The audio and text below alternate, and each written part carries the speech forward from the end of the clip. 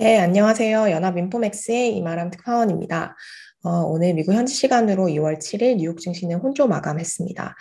장중에는 3대 지수가 강세를 보이다가 장 막판으로 갈수록 상승폭을 반납하면서 하락 전환을 했습니다. 시황 같이 보겠습니다. 네, 다우 지수는 전장 대비 1.39포인트 오르면서 거의 전일과 강보합 수준에서 마감을 했습니다. S&P 500 지수는 전일 대비 0.37% 하락했고요. 나스닥 지수는 전일 대비 0.58% 하락 마감을 했습니다. 이날 업종별로는 커뮤니케이션 서비스주와 기술주가 큰 낙폭을 보이면서 시장 하락세를 주도를 했습니다. 그래서 나스닥의 낙폭이 가장 컸고요. 네, 유가 강세와 금리 상승에 따라 강세를 보인 에너지주, 금융주, 필수 소비주, 산업 관련 업종을 제외하고는 대부분 업종이 하락 마감을 했습니다. 네, 이날도 장 후반부터 기술주가 하락세를 이제 보이기 시작하면서 주가에 하방 압력을 가했는데요. 시총 상위 기술주들이 일제히 좀 하락하는 흐름을 보였습니다. 구글은 전장 대비 2.86% 하락했고 페이스북, 메타 플랫폼스가 5%또 급락하면서 시장 하락을 이끌었습니다. 테슬라는 1.73% 하락했고요. 마이크로소프트 1.63, 넷플릭스 1.97% 하락을 했습니다. 페이팔은 3.7% 내렸습니다. 이날 테슬라 주가 같은 경우는 이제 미국 증권거래위원회죠. SEC가 다시 일론 머스크에게 소환장을 보냈다는 소식에 이제 하방 압력을 좀 받았습니다. 지난 2018년에 일론 머스크가 이제 트위터를 통해서 테슬라를 이제 민간 사기업으로 전환하는 것을 생각을 하고 있다. 그리고 그에 대한 자금을 확보했다라는 언급을 한 적이 있었죠. 이와 같은 이제 머스크의 트위터 관련 발언에 따라서 SEC가 이것을 검증하기 위한 소환장을 발부한 바가 있는데요. 이날은 이제 과거에 있었던 그 머스크의 트위터에 대한 발언에 대한 이행 점검을 제대로 하고 있는지에 대한 소환장이었다고 하고요. 이런 이슈와 테슬라의 주가에 하방 압력을 실었습니다. 메타 플랫폼스 이날 5% 이상 급락을 했는데요. 유럽 지역에서 페이스북과 인스타그램 서비스를 중단할 수 있다는 소식이 나오면서 주가에 하방 압력을 실었습니다. 이제 유럽에서 미국으로 정보를 넘겨주는 것과 관련해서 유럽 당국의 승인이 필요하기 때문에 이것에 관련한 어떤 어떤 갈등이 진행이 되고 있고, 이것이 해결되지 않을 경우 서비스를 재개할 수 없다는 얘기인데요. 이 때문에 이제 주가가 하방 압력을 받았습니다. 네, 이제 장 마감 후에 나온 소식인데요. 페이스북의 초기 창립자이자 이제 파운딩 멤버 중에 한 명이고 또 이사인 피터 틸이 페이스북 이사회에서 이제 사임한다라는 소식도 전해졌습니다. 네, 뉴욕타임스에 따르면 이제 피터 틸이 중간 선거 대선에 집중을 하기 위해서 이제 이사회에서 내려온다고 하는데요. 이 사람은 도널드 트럼프 전 대통령의 의제를 지지하는 후보들에 대한 서포트를 하는 것으로 이제 알려져 있습니다.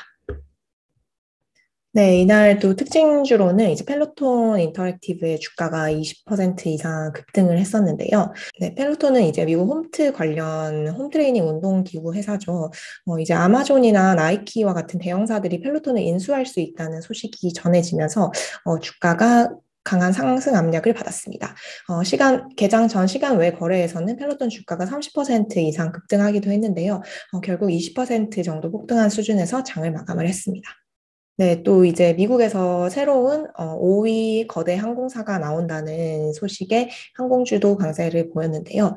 미국의 양대 저가 항공사인 프론티어 그룹 홀딩스와 스피릿 에어라인스가 이제 합병을 한다는 소식이 전해졌습니다. 이제 합쳐지면은 미국에서 다섯 번째로 큰 항공사가 될 전망이라고 하고요. 해당 인수를 이제 주말간 이사회가 승인을 했다고 합니다. 네, 미국의 육류 가공업체죠. 이제 타이슨 푸드의 주가도 실적이 예상치를 상회했다는 소식에 10% 이상 상승을 했습니다. 네, 이외에 이제 구글 모기업인 알파벳의 공동 창립자이자 현재 알파벳 이사로 재직 중인 레리 페이지가 알파벳 주식 8천만 달러, 즉 하나로 960억 원 가까이를 매각했다는 소식도 전해졌고요. 지난주에 시장이 위험 선호나 위험 회피 이런 테마에 따라서 크게 급등락한 거에 비하면 오늘 장은 비교적 조용했다고 평가를 할 수 있을 것 같습니다. 개별 기업의 실적에 따라서 주가가 대체로 이제 움직이는 모습을 보였고요. 대체로 이제 상승세를 보였지만 장 마감 직전에 이제 기술주들의 하락이 두드러지면서 전체 주가가 이제 하락하는 흐름을 보였습니다. 이번 주에도 이제 화이자와 KKR 그리고 우버, 월트 디즈니, 코카콜라, 펩시코, 트위터 등의 실적이 이제 계속 발표가 되는데요. 이제 현재 팩트셋 자료에 따르면 이제 S&P 500 지수에 소속된 56%의 기업이 지금 4분기 실적을 발표를 했습니다. 이 중에서 지금 76%가 예상을 웃도는 실적을 발표를 하긴 했는데요.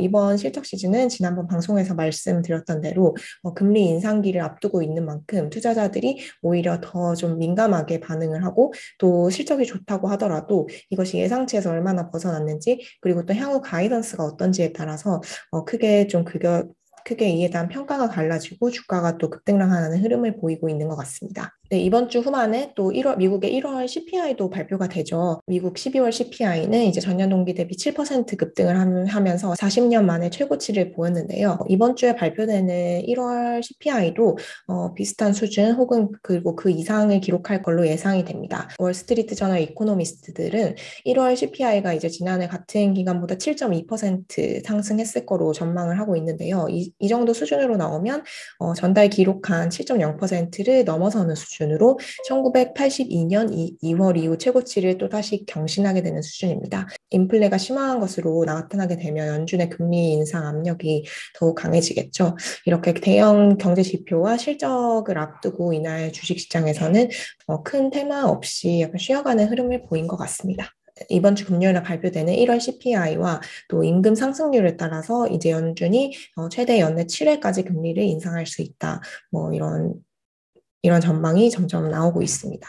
네, 뱅크 오브 아메리카의 이제 애널리스트죠. 에단 해리스 글로벌 경제 리서치 헤드인데요. 지금 월가에서 가장 긴축적인 연준 금리 전망을 내놓고 있습니다. 올해 25bp씩 7번 금리를 인상할 거라고 전망을 하고 있고, 네, 이제 골드만삭스 같은 경우는 미국의 대량 퇴직 현상, Great Resignation에 대한 지금 우려를 계속하고 있는데요.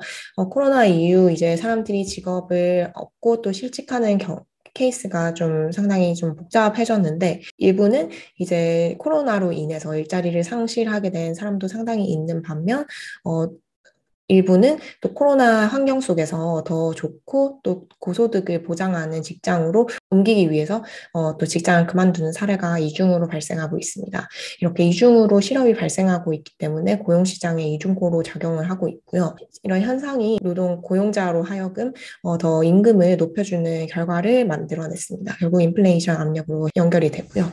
네, 현재 3월 FOMC에서 금리가 50bp 인상될 가능성은 지금 30% 정도로 예상이 되고 있습니다. 뱅크 오브 아메리카 같은 경우는 연내 7번의 금리 인상을 예상을 하면서도 이제 주식에 관련해서는 이제 매수 타이밍이라는 또 언급을 했었는데요. 네, 이제 비즈니스 인사이더가 보도를 했는데요. 뱅크 오브 아메리카가 연준의 3월 FOMC, 즉 첫 금리 인상이 예상되는 3월 FOMC 이후 주식을 저가 매수해야 한다라는 주장을 냈습니다.